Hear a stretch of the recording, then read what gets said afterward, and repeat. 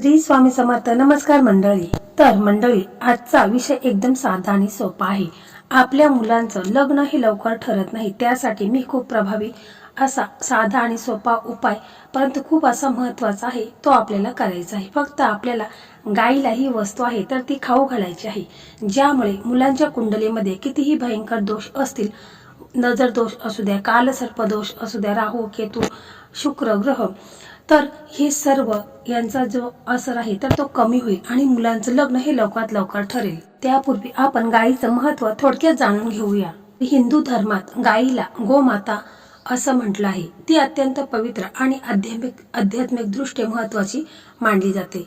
समुद्र मंथनातून उत्पन्न झालेली गाय ही साक्षात लक्ष्मीचेच रूप आहे आणि 33 कोटी देवी देवतांचं स्थान मानले आहे. ही वात्सल्य, सात्विकता आणि पवित्रतेचे प्रतीक आहे. गायीची सेवा, गौर पूजन आणि पंचगव्याचे प्राशन यामुळे शारीरिक, मानसिक आणि आध्यात्मिक शुद्धी होऊन मोक्ष प्राप्त होतो, अशी धारणा आहे. गायीच्या शरीरात सर्व देवी देवतांचा वास असतो. गायीची पूजा केल्याने सर्व देवतांची पूजा केल्याचे पुण्यफल प्राप्त होते. त्याचप्रमाणे गायीला लक्ष्मीचे रूप मानले जाते, म्हणून गोसेवेमुळे घरात सुख समृद्धी येते आणि दारिद्र्य दूर होते. तसेच गायीच्या पायातील धुळीला पवित्र मानले जाते. जिथे गायी राहतात त्या जमिनीला स्वर्गभूमी मानले जाते. गायीच्या सानिध्यात राहिल्याने सकारात्मक ऊर्जा मिळते आणि मन शांत होते.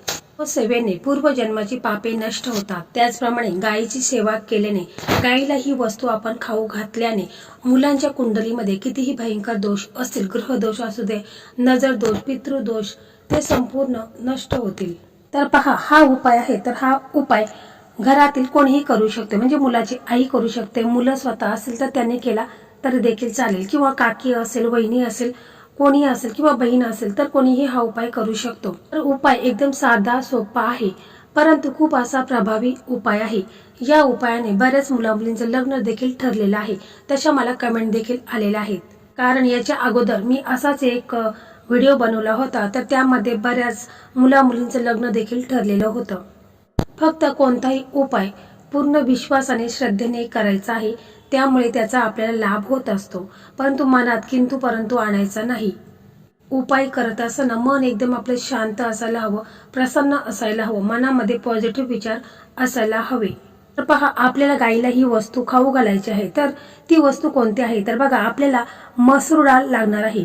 तर मसूर डाळ आपल्याला इतकी लागणार आहे, ज्यामध्ये 2 भाकरी झाल्या पाहिजेत, या एवढीच आपल्याला मसूर डाळ लागणार आहे. तर ती मसूर डाळ आपण तिची पावडर, म्हणजे तिचं पीठ बनवून घ्यायचं आहे, ज्यामुळे आपल्याला तिच्या भाकरी बनवायच्या आहेत. तसेच आपल्याला थोडंसं तूप लागणार आहे, गाईचं तूप लागणार आहे, थोडंसं गूळ लागणार आहे आणि हळद पावडर थोडीशी लागणार आहे. कारण हळद ही अत्यंत पवित्र आहे आणि तिचा संबंध गुरुग्रहाशी आहे. लग्नामध्ये प्रत्येक ठिकाणी हळदीचा वापर केला जातो, ती शुभ असते. तर पहा, आपल्याला हा उपाय करायचा आहे. तर हा उपाय आपण सकाळी करायचा आहे, कारण सकाळचं वातावरण अतिशय प्रसन्न असतं आणि अशा प्रसन्न वातावरणामध्ये आपण काही उपाय, काही सेवा केल्या तर त्याचा आपल्याला लाभ मिळत असतो. तर सकाळी आपण स्वच्छ आंघोळ वगैरे करून घ्यायची आहे. आंघोळ केल्यानंतर आपल्या देवघरामध्ये दिवा लावायचा आहे, अगरबत्ती लावायची आहे. श्री हरी, विष्णू माता, लक्ष्मी, त्याचप्रमाणे प्रथम पूजनीय गणपती बाप्पा, श्री स्वामी समर्थ महाराज यांना नमस्कार करायचा आहे. मुलांच्या लग्नाबद्दल प्रार्थना करायची आहे. आणि मग जर मुलं तिथं असेल तर मुलांनी देखील आपले इष्टदेव आहेत, कुलदैवत आहेत, तर यांना प्रार्थना करायची की माझ्या लग्नामध्ये जो काही विलंब होत आहे, लग्नात भरपूर अशा अडचणी, समस्या ह्या येत आहेत, तर हे सर्व दूर होऊन माझं लग्न हे लवकरात लवकर ठरू द्या. अशा प्रकारे तुम्हाला महाराजांना प्रार्थना करायची, गणपती बाप्पांना प्रार्थना करायची, श्री हरी, विष्णू माता, लक्ष्मीला तुम्हाला मनापासून प्रार्थना करायची, हात जोडायचे आहेत. आणि त्याच्यानंतर आईने काय करायचं आहे की ही मसूर डाळ आपण घेतलेली आहे, तर ती मसूर डाळ आपल्याला मिक्सरमध्ये तिचा पीठ बनवायचं आहे, कारण आपल्याला त्याच्यापासून 2 भाकरी बनवायच्या आहेत. तर भाकरी बनवताना एवढी काळजी घ्यायची आहे की भाकरी आपल्याला एका साईडने कच्ची ठेवायची, एका साईडने भाजलेली ठेवायची आहे. त्याच्यानंतर आपण काय करायचं आहे की थोडंसं तूप घ्यायचं आहे. तुपामध्ये जी आपण हळद पावडर घेतलेली आहे, तर ती थोडीशी तुपामध्ये मिक्स करून त्याची आपल्याला पेस्ट बनवून घ्यायची आहे. त्याच्यानंतर आपण आपल्या उजव्या हाताचं जो अनामिका बोट आहे त्याच्या साहाय्याने जी भाकरीची कच्ची बाजू आहे तिच्यावरती आपल्याला शुभ विवाह लिहायचा आहे. आणि मुलाचं सध्याचं चालू वय किती आहे? समजा मुलाचं 25 वय आहे, तर मग आपण त्याच्या खाली शुभविवाहाच्या खाली 25 लिहायचं आहे, किंवा त्याचा 25वा वर्ष संपलेला आहे आणि तो 26वा वर्ष त्याला लागलेला आहे, तर मग 26वा वर्ष लिहायचं आहे. परंतु जर मुलं तुमची घरात असतील तर मुलांनी हे जर भाकरीवर लिहिलं तर अतिशय उत्तम. म्हणजे त्या भाकरीवरती शुभ विवाह आणि मुलांचा जे काही वय आहे ते त्याच्यावरती लिहायचे. मुलांनी स्वतःने लिहिला तर अतिशय उत्तम आहे. जर नसतील मुलं तर मग आईने करायचं आहे. तर पहा, तुम्हाला समजलंय का? म्हणजे बघा, आपण मसूर डाळ घ्यायची आहे, तिचं पीठ बनवायचं आहे, त्याच्यापासून भाकरी बनवायची आहे. ती भाकरी आपल्याला थोडी कच्ची ठेवायची, एका साईडने कच्ची ठेवायची आहे. त्या भाकरीवरती आपल्याला शुभ विवाह लिहायचा आहे, त्याच्या खाली मुलाचं जे चालू वय आहे तर ते लिहायचं आहे.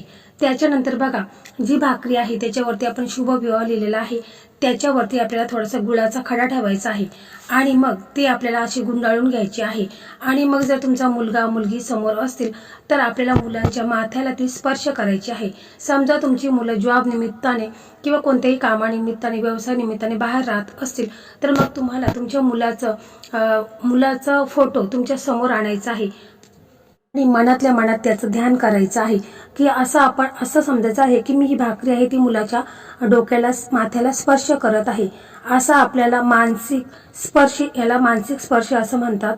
तर असं आपण आपल्या मनामध्ये ठेवायचं आहे आणि मग ती भाकरी आहे तर ती मुलाच्या माथ्याला आपण स्पर्श केला आहे असं मनामध्ये गृहीत धरायचं आहे.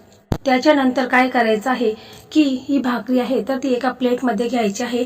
जर तुम्ही 2-3 भाकरी बनवल्या असतील तर तेवढ्या भाकरी घ्यायच्या आहेत.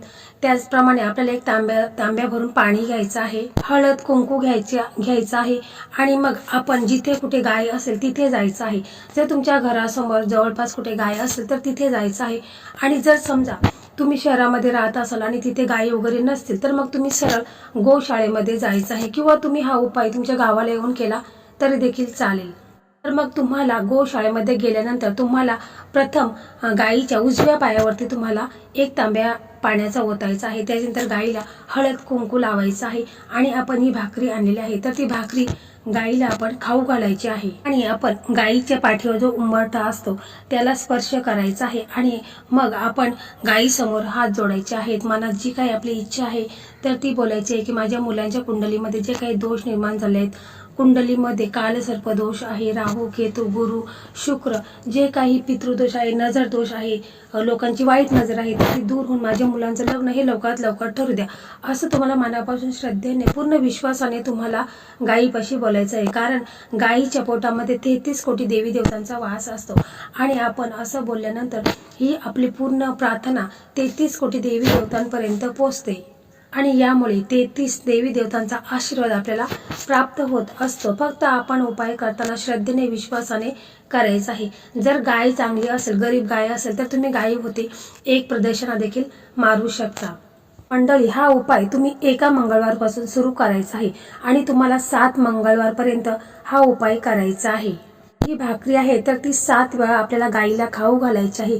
7 वेळा ही भाकरी गायीला खाऊ घातल्याने 33 कोटी देवी देवतांचा आशीर्वाद आपल्याला प्राप्त होतो आणि आपल्या मुलांचं लग्न हे लवकरात लवकर ठरेल. तर पहा, उपाय करण्यापेक्षा त्याच्यामध्ये भाव असणं जास्त महत्वाचं आहे. पूर्ण विश्वासाने, श्रद्धेने आपण उपाय केला तर त्याचा आपल्याला लाभ हा 100% मिळत असतो. तर मंडळी, अशा प्रकारे आजचा हा व्हिडिओ होता. हा व्हिडिओ तुम्हाला कसा वाटला कमेंटमध्ये नक्की सांगा आणि इतर तुमचे मित्र मैत्रिणी आहेत ज्यांचं लग्न ठरलेलं नाही तर त्यांना देखील शेअर करा आणि तुमचंही लग्न लवकरात लवकर होऊ द्या अशी मला कमेंट नक्की करा. श्री स्वामी समर्थ. जय जय स्वामी समर्थ.